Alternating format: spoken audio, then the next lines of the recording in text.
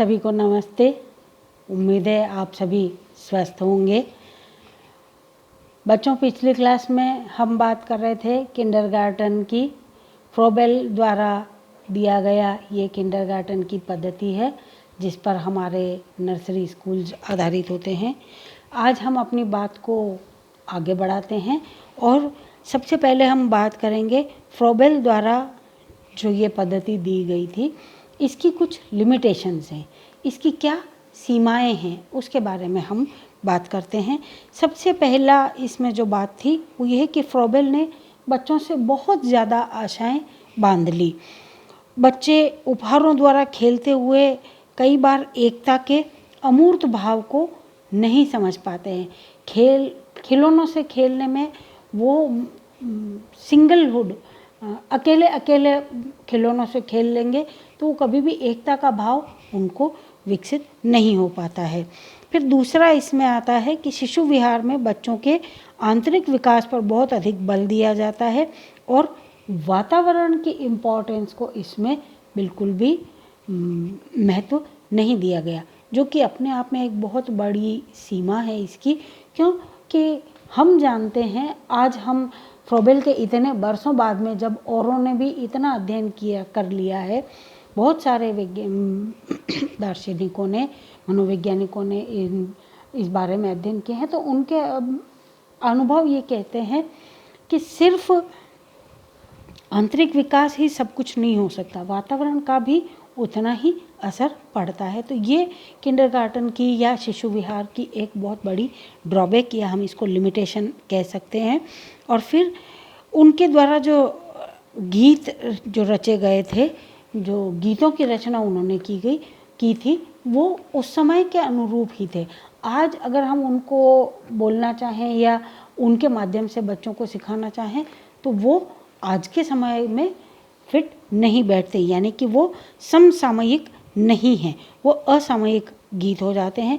और प्रत्येक स्कूल में हम या प्रत्येक परिस्थिति में अलग अलग, जहाँ इतनी संस्कृतियाँ, इतनी सभ्यताएं विकसित हो गई हैं, तो हर परिस्थिति में हम उन गीतों को शामिल नहीं कर सकते हैं, हर स्कूल में उनका प्रयोग नहीं किया जा सकता। हाँ, उनको बेस बना करके और हम अपने परिवेश के अनुसार नए गीतों का निर्माण कर लें, वो एक बहुत अलग बात हो जाती है। लेकिन जो उनके दिए हुए गीत हैं वो एज इट इज़ हम इस्तेमाल नहीं कर पाते हैं। और फिर फ्रोबेल के उपहार जो हैं वो बहुत साधारण हैं और वो ज्ञानेंद्रियों के प्रशिक्षण में उतने ज़्यादा सक्षम नहीं है। जो गिफ्ट की इन्होंने बात की है, वो गिफ्ट एक तरह से काम करने के लिए जो इक्विपमेंट्स हैं, हम वही उनको ही हम गिफ्ट कहते हैं, तो वो बहुत साधारण है और ज्ञानेंद्रियों के प्रशिक्षण के लिए वो बहुत ज़्यादा महत्व उनका नहीं है। और फिर शिशु विहार जो है ये व्यक्तिगत अध्यापन की ओर बिल्कुल भी ध्यान नहीं देता है कि एक जो अटेंशन हर बच्चे को चाहिए होता है अपने टीचर का, एक शिक्षक के लिए या एक शिक्षिका के लिए जो ज़रूरी है कि वो हर इंडिविजुअल बच्चे पर ध्यान दे, वो इस शिशु विहार में उतना संभव नहीं हो पाता है। और फिर विभिन्न विषयों के अध्यापन में समवाय की ओर बहुत कम ध्यान दिया गया है, समय की ओर बहुत कम ध्यान दिया गया है। और ये भी संभव नहीं है कि खेल कूद को शिक्षा में इतना ज़्यादा महत्व दे दिया जाए कि गंभीर अध्ययन का बिल्कुल भी ध्यान ही नहीं रखा जाए। तो ये कुछ ऐसी बातें हैं जिनके मद्देनज़र कुछ लिमिटेशंस हैं इनकी। लेकिन उन सब के बावजूद भी फ्रोबेल का दिया हुआ ये जो शिक्षण पद्धति है किंडरगार्टन की, इसने आधुनिक शिक्षा में इसका बहुत ज़्यादा इन्फ्लुएंस हम देख सकते हैं। हालांकि एज इट इज़ फ्रोबेल का दिया हुआ कॉन्सेप्ट शायद अब नहीं चलता है, लेकिन आज के जो किंडरगार्टन हैं वो बेसिकली उन्हीं से प्रेरित हैं। तो फ्रोबेल का क्या प्रभाव रहा है हमारी आज की शिक्षा पर, आधुनिक शिक्षा पर, ख़ासतौर से बच्चों के लिए? तो फ्रोबेल ने बच्चों को प्यार करने तथा उनके लिए जीवित रहने का संदेश दिया। छोटे बच्चों के लिए स्कूल जेलों के समान नहीं हो और बच्चे निष्क्रिय श्रोतागण ही बने रह जाएं, ऐसा नहीं हो। फ्रोबेल ने ये कंसेप्ट ज़रूर से हमें दिया है। इसमें कोई संदेह नहीं है कि प्रचलित आधुनिक सभी शिक्षा पद्धतियों के मूल में फ्रोबेल की यही विचारधारा काम करती है और ये अपने आप में एक बहुत बड़ा योगदान है जिसको हम आसानी से इग्नोर नहीं कर सकते या हम इसको भुला नहीं सकते हैं।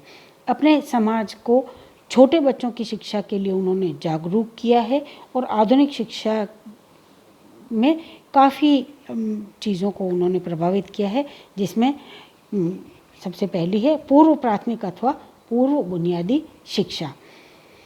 वर्तमान शिक्षक जो है वो बच्चे की पूर्व प्राथमिक शिक्षा के महत्व को अब खूब समझते हैं और ऐसे में हम ऐसे अनेक शिक्षा केंद्र हमको देखने को मिलते हैं जो हमारे बच्चों की आवश्यकताओं को पूरा करते हैं। फ्रोबेल विश्वास करते थे कि जब तक शिशु शिक्षा नहीं होगी तब तक कुछ भी ठोस और श्रेष्ठ हमें नहीं मिल सकता। इसीलिए शिशु शिक्षा पर उन्होंने विशेष जोर दिया। और फिर स्कूल की नई धारणा। आधुनिक शिक्षा में स्कूल को छोटे समाज के रूप में माना जाता है। आधुनिक स्कूल को सहकारी संस्थाएं भी समझा जाता है और ये जो धारणा है ये भी फ्रोबेल ने ही दी है। उसने एक नए समाज की, शिशुओं के लिए एक नए समाज की उसने स्थापना की है। और बच्चों के व्यक्तित्व का मान रखना। फ्रोबेल बच्चों के लिए जिए और बच्चों के लिए ही उन्होंने अपना सर्वस्व निछावर किया, अपना पूरा जीवन उसमें लगा दिया। जीवन भर बच्चों के लिए ही कार्य किया। बच्चों के लिए उनका हृदय प्यार से भरा हुआ था और आधुनिक शिक्षक जो हैं वो बच्चों के व्यक्तित्व को, यही कारण है कि फ्रोबेल से प्रेरित होकर के आज के जितने भी नर्सरी टीचर्स हैं वो भी इनसे प्रेरणा लेते हैं और वो बच्चों के व्यक्तित्व को बहुत महत्व देते हैं। और यही कारण है कि नर्सरी स्कूल की जो भी शिक्षिका है या जो भी टीचर हैं, ये उसमें क्वालिटी होनी चाहिए कि वो हर एक बच्चे के साथ में, प्रत्येक बच्चे के साथ में अपना व्यक्तिगत उसको अटेंशन दे, उससे अपना व्यक्तिगत रिलेशनशिप या बॉन्डिंग उससे मजबूत करे। और ये जो स्टार्टिंग है ये हमें फ्रोबेल ने दी है। और फिर बच्चों के अध्ययन पर बल। फ्रोबेल ने बच्चों की प्रवृत्ति और उनकी भावनाओं के अध्ययन पे बहुत बल दिया। हमने जो मेथड्स ऑफ चाइल्ड स्टडीज़ जो हमने अपने ग्रेजुएशन लेवल पर डिस्कस किए थे, वो सब फ्रोबेल के कारण से ही, उनके मूल में फ्रोबेल की सोच रही है कि बच्चों के बारे में हमें पूर्ण जानकारी होनी चाहिए, यानी कि हर बालक का अध्ययन हमें पहले करना पड़ेगा और तब ही हम उसकी प्रवृत्तियों और उसकी भावनाओं के आधार पर उसको शिक्षित कर सकते हैं। आधुनिक शिक्षा भी इससे बहुत आवश्यक समझती है और इस बात का लगातार आयोजन करती है।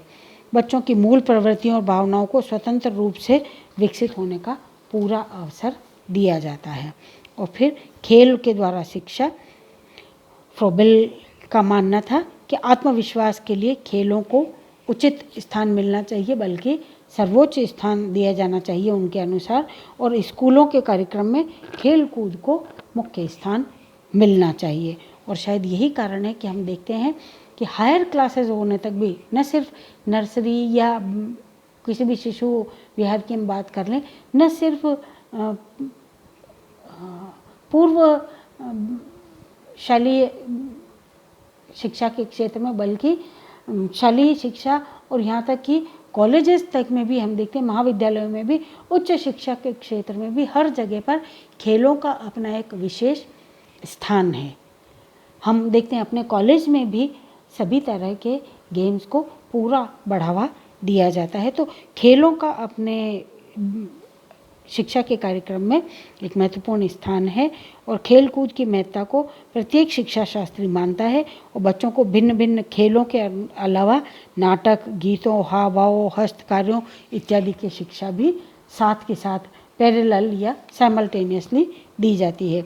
और फिर ज्ञानेंद्रियों के प्रशिक्षण की बात इन्होंने कही थी। बच्चों के विभिन्न इंद्रियों के प्रशिक्षण के लिए फ्रोबेल ने उपहारों का आयोजन किया और इन्हीं की सहायता से फ्रोबेल ने बच्चों को आकार, रूप, रंग, संख्या इत्यादि का ज्ञान वो करवाना चाहते थे। प्रत्येक आधुनिक स्कूल में भी उन्हीं कार्यक्रमों को चलाने पर बल दिया जाता है जो कि बच्चों की इंद्रियों को, यानी कि जो ज्ञानेंद्रियां हैं पांचों, उनको प्रशिक्षित कर सकें। दृश्य श्रव्य जितने भी साधन हैं ये आधुनिक शिक्षा पद्धति के इसीलिए अभिन्न अंग माने गए हैं।